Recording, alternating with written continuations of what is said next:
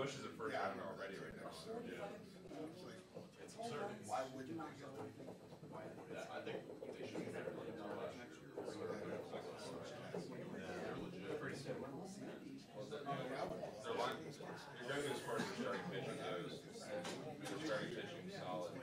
Yeah, I mean, solid ball. Yeah, 5 years. I know. But Bobcat strikes out. He looks so old. That's surprising. He looks 60. Burger. I really think Burger like fresh. He needs to figure it out. There's Sabato, but he's not. He's way in his back. I mean,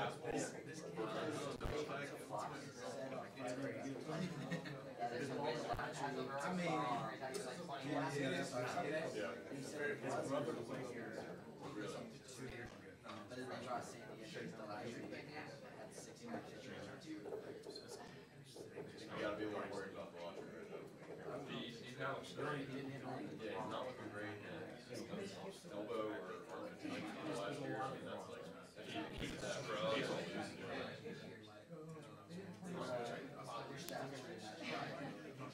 Yeah, they were running. That was me all last year.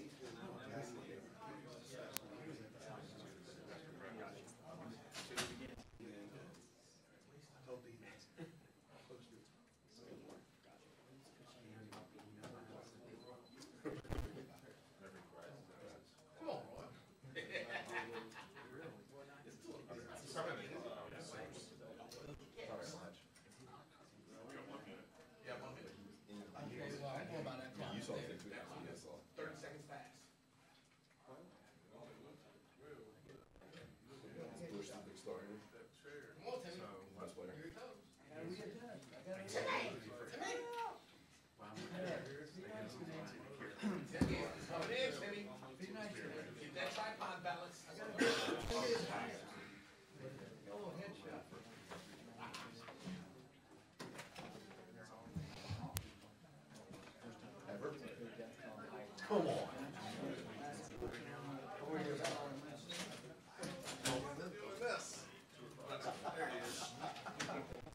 I was just telling you how you would have been on time if it was 10 o'clock. No. You're not the person who knows you see coming today. Tell the ACC stories. The tournament stories. Chef's me and the roll. So the blue leather jacket. And by the way, Roy actually was standing there listening to his life. Every boss scored baseball. Hey Tom, let's go.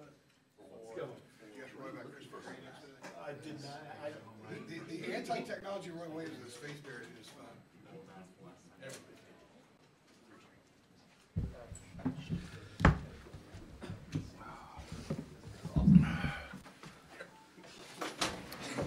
Say guys. We're out of here fast, a hard 220. So I'll try not to get off track. And then we'll go out to the court with the players. Questions? Roy, after the game Saturday, Kenny said, other than the turnovers, that's exactly how you guys want to play. Would you agree with that? Turnovers were silly. I mean, yeah, you can't make turnovers like that, but You know, the rebounding numbers are a little weird. I mean, you know, because we didn't miss many shots. It's hard to get offensive rebounds when you don't miss shots. And they missed a lot of shots. But still, I like it to be better than what was it, 39-33, something like that, 6 margin. But again, you have to look at the other stuff to really get the true picture of it. But yeah, the careless, the silly, the selfish turnovers, we got to get rid of those kind of things, yeah. Coach, on Saturday you said you hadn't talked about Duke yet to the team. How much have you guys talked about Duke since then? I haven't seen my team since Saturday. So the answer is 0. I mean, seriously, I went to, got in a car, drove to Charlotte to watch Danny in the three-point contest. Got a chance to visit with him. Reggie was there. Got a chance to visit with Reggie Bullock. Some other guys, a former player from Kansas, was in charge of security, so I had a little bit better pass than some of the other guys did. Don't write that. He'll get in trouble with the NBA, yeah, that kind of thing. But so he's going to help me get up with Danny before the three-point contest started. After that, had a very unusual night, but ended up at a hotel and got a room. That's what it was, guys. Went to my son's house. He had no electricity, so I didn't stay there. Went to a hotel, talked our way into getting a room.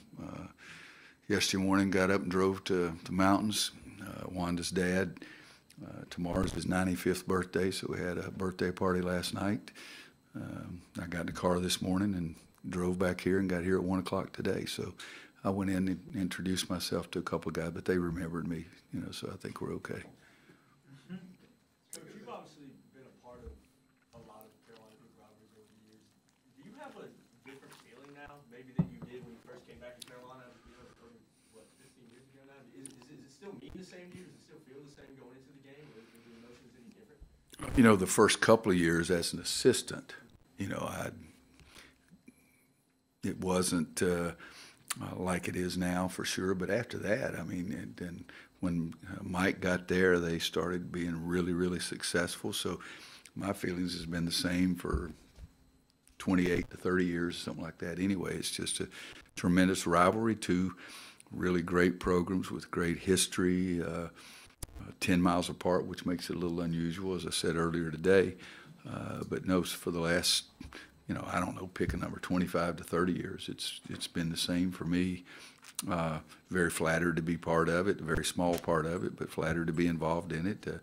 I don't have to say too much to get our guys fired up. I'm not trying to do too many motivational things that I do a lot of times to try to make sure we're ready to play.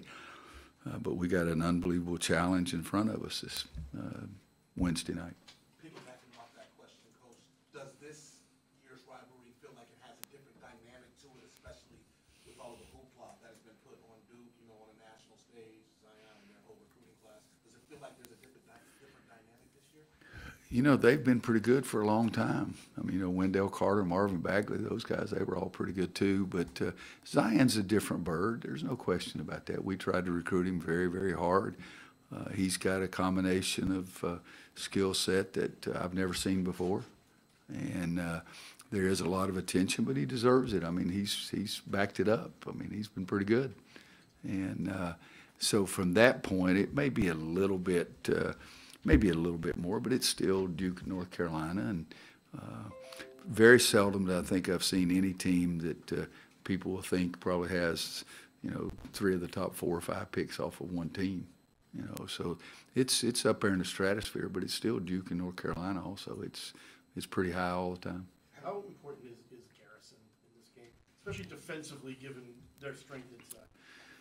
Well, you know, he's been important to us all year. I mean, thinking about, I haven't even seen the tape from Saturday's game. I really haven't, and not that I haven't been laying on the beach or anything like that. But in the game, Cam made 7 threes, and I can remember 3 plays just like that Garrison screens are the guy that got him open. So those are the kind of things that people don't see. But the defensive play, he's extremely important to us.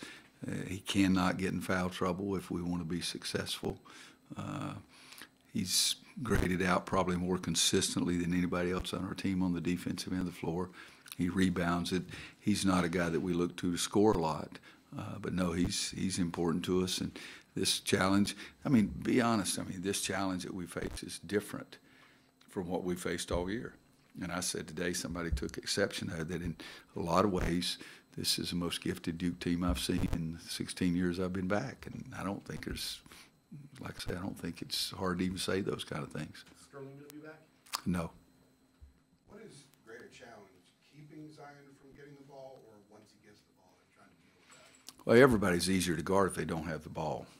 And that's something you try to focus on at start. But, guys, he's got a unique set that's hard to – everybody's tried to keep him from getting the ball. And last time I looked, he's still shooting 180% from the floor. You know, so we're going to try to do the same things a lot of those other guys have done. But because if you don't let him pass it to him, he goes and gets it off the board. And if he doesn't do that, they take it out and throw it to him on the break, and or take it out of bounds and throw it to him, and he goes down. But he's off the charts athletically, explosively, you know, the charisma that he has, the personality he has, he's off the chart. But, you know, RJ's pretty good. Cam Reddish is pretty good. Trey Jones, Mike calls him the most valuable player that he has. I mean, it's a unique team, but I think it starts with the big guy. And but if you try to stop him, everybody else will beat you 99-1 anyway.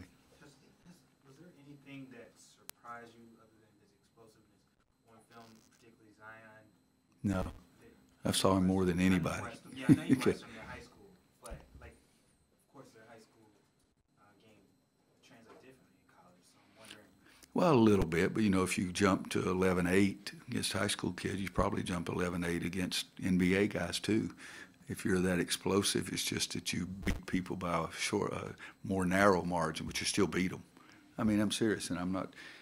I love him, loved him.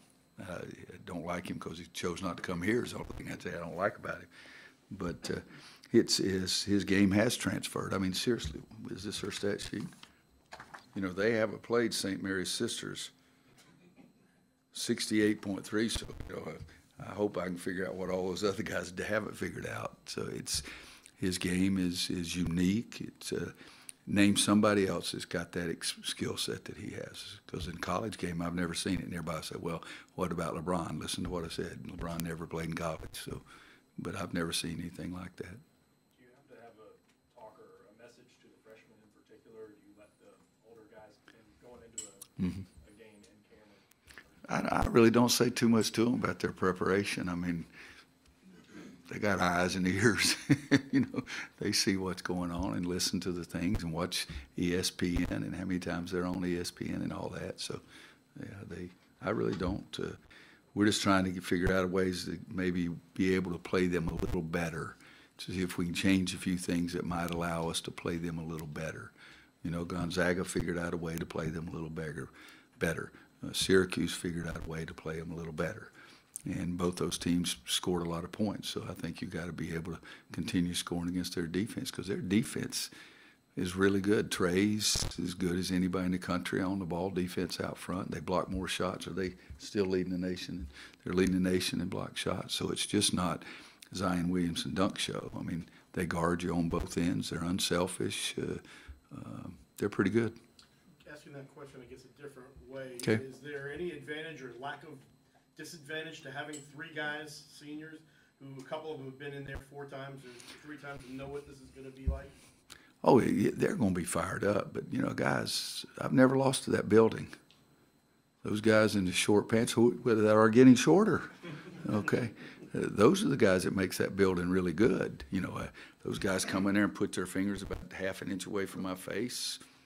That's been the least of my concern. When they throw the daggum ball up, Marvin Bagley gets it 2 feet over the rim and dunks it, and Wendell Carter blocks your shot on the other end, those kind of things. But yeah. What was it like recruiting Zion? Anything that stood out or any insight you might have had? Just a great kid. I loved him to death. Great kid, great family, big-time dreams, nothing negative whatsoever.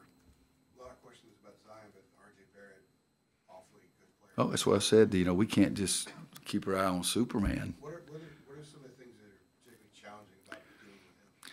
He's a 6'6" perimeter player who can take it to the basket, can jump over. You can go right or left. He's got the Euro step. He can do all those things. I mean, again, guys, I saw one thing the other day that they threw Zion out of the conversation, and so they had RJ as the number one player in the draft. But all those are predictions. But we get to see what they do on the court, and RJ's been fantastic on the court, and Cam Reddish. He made the first three that got him going when we were down 23 at Louisville, and then he made the 2 free throws to end it up. Trey, I love his game and what he does. And the guy coaching him, every now and then he makes a good decision too. He's pretty good. I coach for China, and a lot of Chinese basketball fans are really into college basketball, really into that rivalry between UNC and Duke. So I just want to know, how would you describe such kind of rivalry between those two universities? If you got to choose one word to best describe this rivalry, what would that be? Ooh, one word.